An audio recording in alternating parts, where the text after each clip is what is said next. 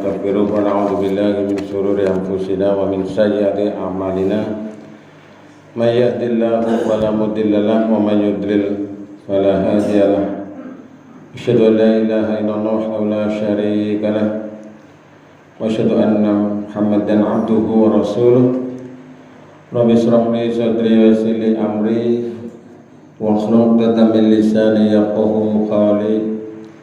Amma ba'du. Jemaah salat subuh yang dirahmati Allah, marilah pada kesempatan ini kita memperbanyak rasa syukur kita kepada Allah Subhanahu wa taala dengan memperbanyak mengingat Allah, memahami tanda-tanda kebesaran Allah, serta kita terus meningkatkan keimanan dan ketakwaan kita kepada Allah Subhanahu wa taala. Apalagi di bulan suci Ramadan ini, mudah-mudahan amal ibadah kita ini senantiasa diterima Allah Subhanahu wa taala. Amin.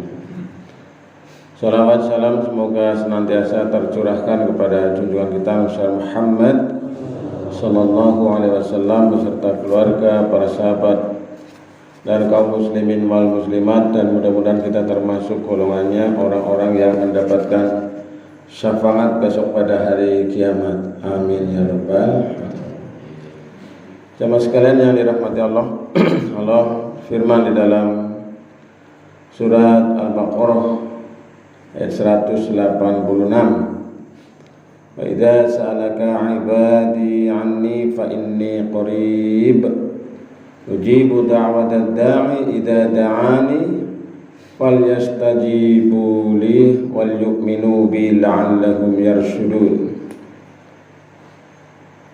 Dan apabila hamba-hambaku bertanya kepadamu tentang aku, maka jawablah bahwasanya aku ini dekat, yang mengabulkan permohonan bagi siapa saja yang berdoa kepadaku. Maka penuhilah perintah-perintah Allah dan berimanlah kepada Allah agar kamu sekalian mendapatkan petunjuk. Jemaah sekalian yang dirahmati Allah, pada kesempatan ini saya ingin mengingatkan kepada diri saya dan umumnya kepada jemaah sekalian bahwa Allah itu dekat. Allah itu sangat dekat. Saking dekatnya kadang-kadang kita tidak paham, tidak tahu, tidak merasakan. Karena sesuatu yang dekat itu tidak mesti kita ini bisa melihat dengan jelas. Contohnya nopo alis. Alis itu perak niki nggih. Karena kendeleng-kendeleng kudu di ora usah alis sing perak maning ana sing jenengane idep nggih. Idep niki nggih.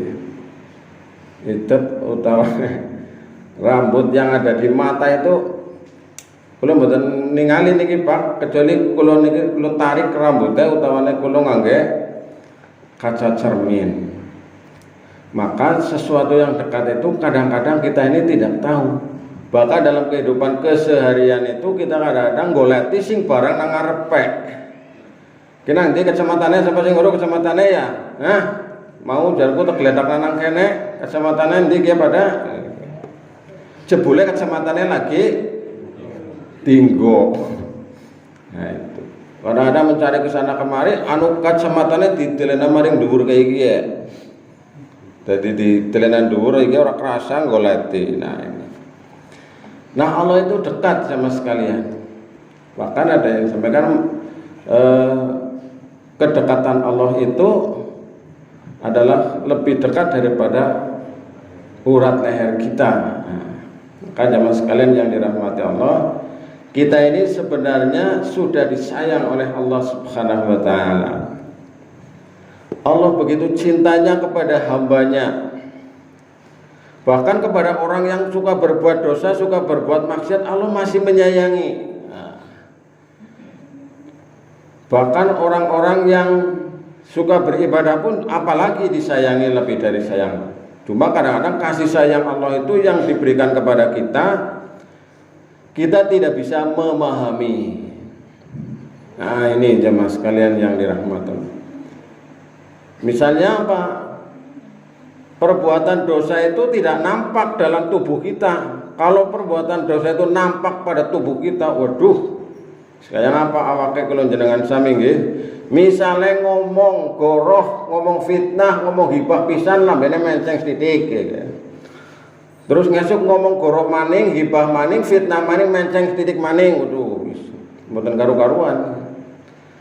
Kemudian tangan kita misalnya melakukan perbuatan maksiat misalnya, nah untuk bila misalnya mencuri, mengambil barang yang bukan miliknya, tangannya misalnya menceng sedikit kayak tangannya gareng, terus engkau menceng maning, wah ini kita enggak. Maka Allah ini menyayangi. Bahkan kasih sayang Allah itu melebihi dari kasih sayang semuanya yang ada di dunia ini. Maka jamaah sekalian, Allah Subhanahu wa taala menyampaikan kepada Nabi Muhammad, Muhammad, nek ana sing takon tentang diri saya, kata Allah, jawaban ya bahwa aku ini dekat. Nah, dekat ini jamaah sekalian. Maka dulu ada istilah, ada nyanyian, aku dekat, engkau dekat, aku jauh, engkau jauh. Lagunya sinten Mas Odik? Bimbo ya. Nah.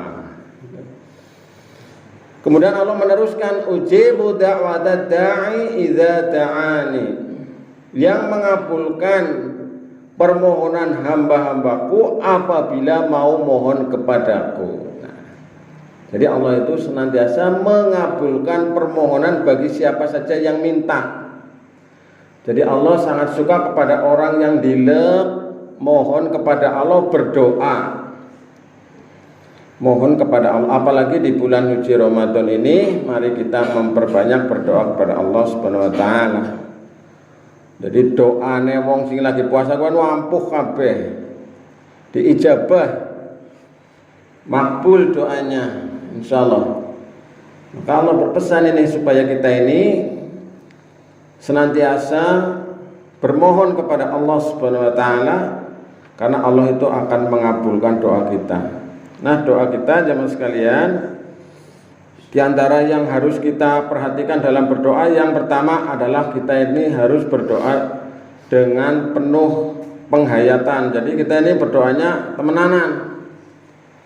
Jadi tidak hanya sekedar ya nggak pantas-pantas lah doa lah.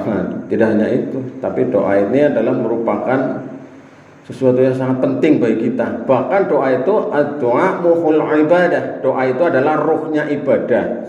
Jadi ibadah dalam Islam itu isinya doa tok. Nah, sholat misalnya isinya tulis doa. Mulai dari takbir Allahu Akbar sampai dengan Assalamualaikum itu juga merupakan doa. Maka jemaah sekalian, silakan ya sedikit demi sedikit pahami bacaan sholat itu kan banyak yang mengandung doa-doa secara khusus. Nah, misalnya Robbik fili berarti ampunilah aku, warhamni kasihanilah aku, warzukni misalnya berilah rezeki kepadaku. Maka ketika kita ini berdoa warzukni berarti kita ini sedang bermohon supaya diberi rezeki. Nah, maka kita harus bermohon dengan sungguh-sungguh. Kemudian yang berikutnya kita harus husnudzon dalam berdoa.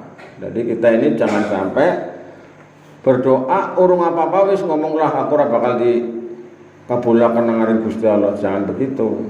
Tapi kita hendaknya yakin bahwa insya Allah doa yang saya panjatkan maka diterima Allah Subhanahu wa taala, dikabulkan Allah.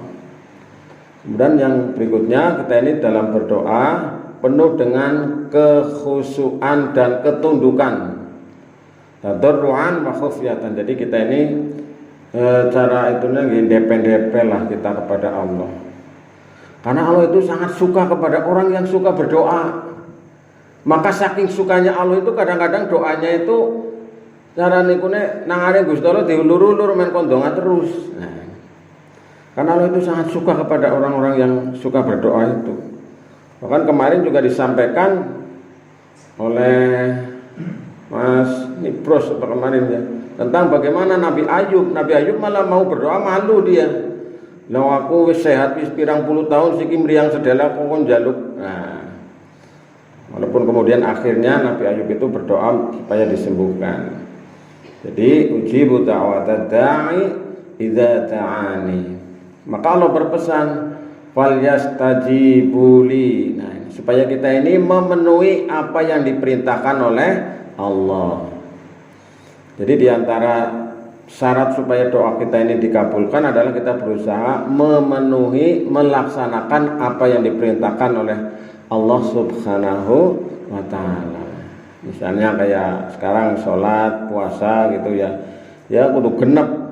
Jangan sampai kemudian kita ini milih-milih. Nah, lapor senajan aku ora sholat ya aku puasa, senajan aku ora puasa tapi aku tetap sholat. Tidak, kita memenuhi perintah Allah sesuai dengan kemampuan kita. Jadi kita ini tidak memilih yang disukai atau tidak disukai, tapi kita sesuai dengan kemampuan kita. Maka Allah memerintahkan supaya kita ini memenuhi apa yang menjadi perintah Allah. Kemudian wal yu'minu bi, kemudian kita ini beriman kepada Allah Subhanahu wa taala. Kita harus yakin, harus percaya bahwa Allah itu yang akan mengabulkan doa kita. Maka doa-doa itu sebenarnya hakikatnya itu semua dikabulkan. Hanya ada doa yang langsung dikabulkan. Nah, ini luar biasa. Berdoa kemudian dikabulkan. Ini doanya para orang-orang yang ikhlas, orang mukhlisin. Kemudian doa ada yang ditunda. Orang diwek nasi kita tapi ngasih diwek nane barbadan misalnya. Orang diwek nasi kita di entong. Nah, misalnya Allah itu maha tahu. Atau ditunda dalam pengertian nanti ketika kita sudah lama, atau ditunda kita diberi kenikmatan di surga kelak. Nah, kemudian yang ketiga itu doa itu dikabulkan dalam bentuk yang lain. Jaluke duit tapi diwaine udah duit misalnya, tapi diberi sehat. Nah, sehat itu kan lebih daripada uang. Jadi kita harus yakin. Atau diwujudkan doa kita itu sebagai kifarat atau penebus dosa. Karena kita punya dosa, punya salah kepada Allah, maka doa kita itu dikabulkan dalam bentuk kita ini diampuni oleh Allah Subhanahu wa ta'ala. Maka Allah berpesan supaya kita ini wal yu'minu bi la'allahum yarsudun, supaya kamu sekalian mendapatkan petunjuk. Jadi kalau kita sudah berdoa, kemudian sudah memenuhi panggilan Allah, sudah beriman kepada Allah, maka kita insya Allah akan senantiasa mendapatkan irsyad, mendapatkan petunjuk, mendapatkan taufik dan hidayah Allah Subhanahu wa ta'ala. Makatan para bapak ibu sedherek yang kami hormati, wonten ing surat Al-Baqarah 186 tentang doa, mudah-mudahan kita senantiasa diijabah doanya oleh Allah Subhanahu wa taala. Amin ya rabbal alamin. Kita akhiri dengan bacaan hamdalah, monggo. Alhamdulillahirabbil alamin. Assalamualaikum warahmatullahi wabarakatuh.